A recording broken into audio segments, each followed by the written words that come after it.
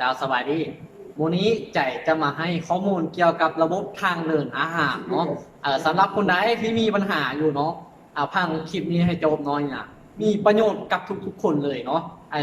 ว่าจะเป็นกรดไหลย้อนกับข้อลำไส้ที่สะดวกทวารหรือมะเร็งลำไส้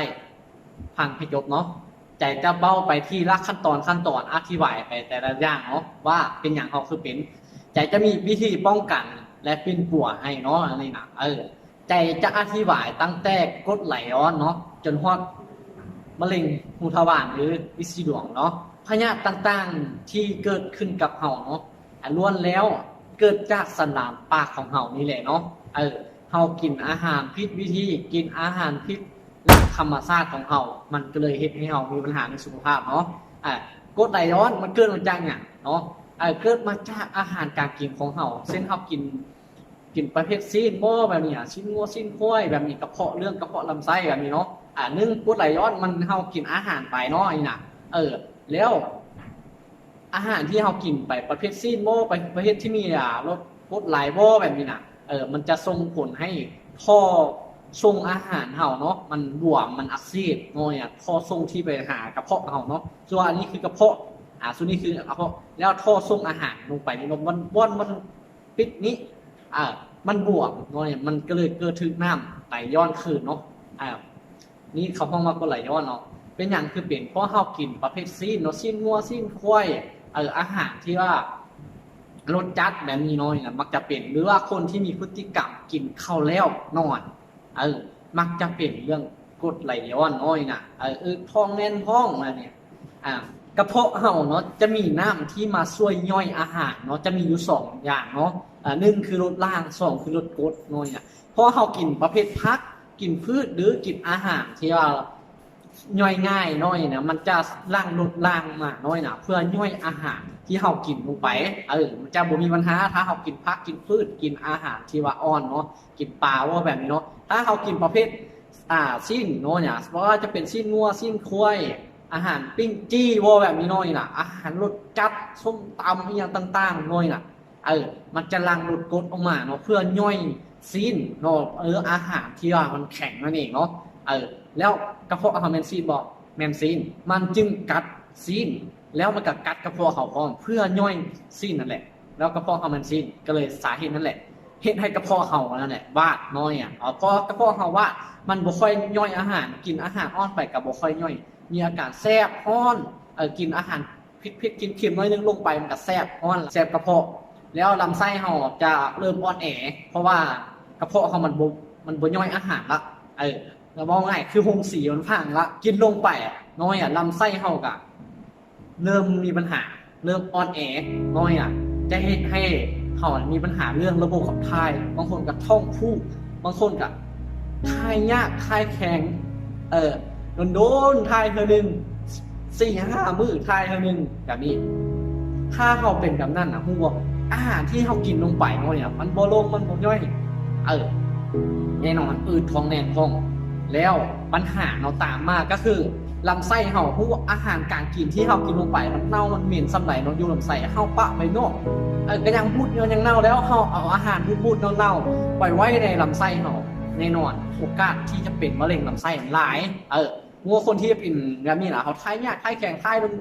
ายยากโดนเนาะเนี่ยจะส่งผลให้มีปัญหาเรื่องลิ้นสะดวกทวารเพราะว่าหูทวารเขาจะเป็นท่อแบบนี้เนาะเวลาเฮาทายน่ะมันเถื่อออกตลอดคือวันหูทวารเฮาน่ะมันเป็นเส้นเลือดซุดน้อยน่ะมันจะเป็นป่องๆเนาะเวลาเฮาทายลงไปมันจะเสียบ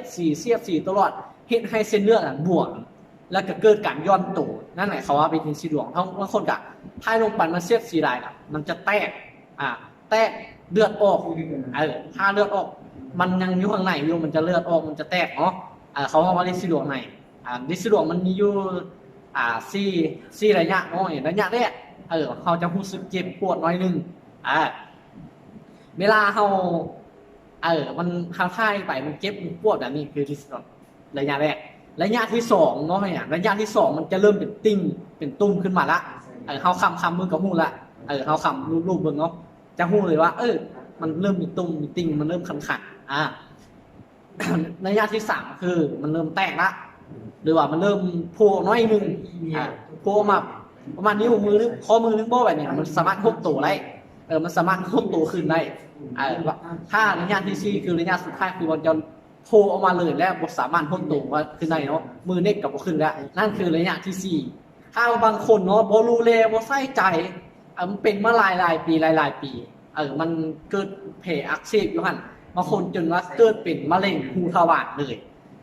เนาะเรื่องอาหารการกินเนาะวันนี้นะใจจะให้รายละเอียดเนาะเรื่องอาหารการกินเขาต้องคำให้สักละเอียดหน่อยถ้าเขาไปกวดอยู่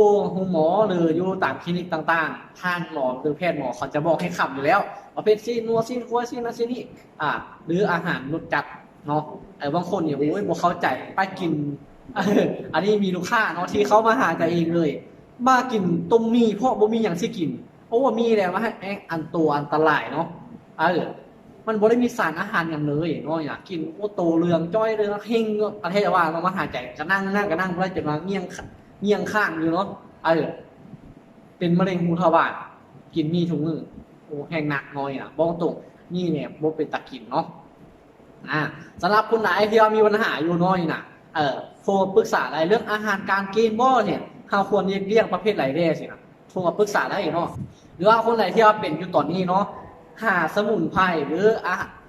แนวกินตามธรรมชาติเฮาก็ช่วยไล่คือกันเนาะเพราะว่าจะเป็นพวกผักพวกอาหารที่มีกักใหญ่น้อยงดประเภทซีนไปน้อยสุขภาพของเฮาจะเริ่มดีขึ้นน้อยถ้าเขางดแล้วดูแลแล้วบ่หายดีโทรมาปรึกษาได้เนาะใจมีเซอร์นิตินที่ว่าจะช่วยดูแลแต่ระบบให้มันหายดีเนาะว่าจะเป็นดิการเนาะจะช่วยดูแลเรื่องระบบทางเดินอาหารก็คือปรับระบบขับถ่ายสำหรับคนไหนที่ว่าถ่ายยากถ่ายแข็งโดนถ่ายเท่านึงแบบนี้ดีเพราะร่างของเสียมันบกจะบ่คือดีเพราะทั่วไปอาจจะบังคับถ่ายตัวนี้จะดูแลหรือขับธาตุเบื่อออกจากตับสารเคมีที่ไปนำกระแสเลือดไหลน้อยแล้วตัวเป็นถักเนาะตัวนี้มันจะช่วยดูแลเรื่องปัญหาเรื่องอึท้องแน่นท้องกรดไหลย้อนแบบนี้เนาะมีแบคทีเรียในลำไส้แบบนี้แบคทีเรียที่บดีน้อยตัวนี้มันจะช่วยดูแลเนาะแล้วตัวเซอร์นิตันตัวสีน้ำตาลเนาะตัวนี้มันจะดูแลในเรื่องอักเสบภายในเพราะว่าจะเป็นวาดแผลในกระเพาะหรือท่ออาหารอักเสบหรือดิสซีดวงทวารตัวนี้ช่วยได้เนาะถ้าคนไหนที่ว่าเป็นดิสซีดวงทวารแล้วมีติ้งย้อนออกแล้วเพราะวันนั้นมันจะเป็นบนเส้นเลือดสุดเนาะมันเป็นเลือดไปกล้ามอยู่วันนั้นเขาต้องเพิ่มตัวนี้เข้าไปเนาะตัวนี้มันจะดูแลในเรื่องระบบเลือดเนาะสำหรับคนไหนที่เรามีปัญหาเรื่องเป็นติ้งย้อนออกมาเนาะสำหรับคนไหนที่มีปัญหาเรื่องสุขภาพในร้านนี้กะโทรปรึกษาอะไรเนาะปรึกษาฟรีเลยแต่ไม่ได้คิดรายค่าเงินเนาะเรื่องอาหารการกินแจกกันแนะนำให้เลยเนาะ